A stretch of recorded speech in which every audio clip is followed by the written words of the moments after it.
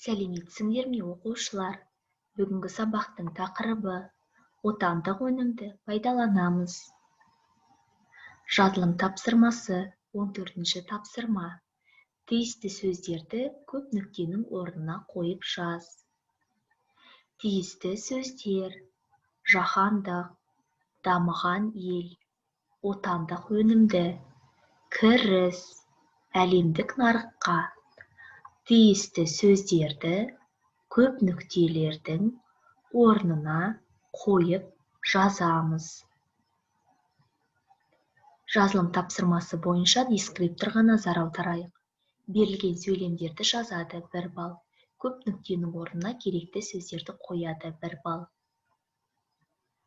Жазылым тапсырмасы 12-ші тапсырма. Мен отандық өнімді қолданамын тақырыбында шағын эссе жаз. Эссеге қойылатын талаптар: нақты айқындалған кіріспе, негізгі бөлім, қорытынды бөлімнен құралуы шарт. Тақырыптан ауытқымаған дұрыс.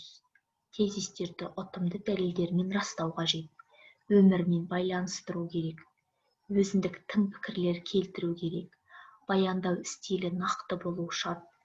Көріктеуіш тілдік құралдарды ұтымды қолдану қажет.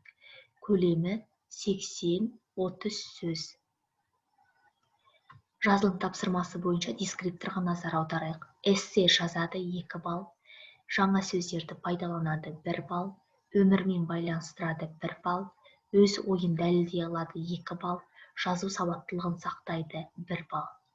Осымен сабақ аяқталды. Сау болыңдар, оқушылар.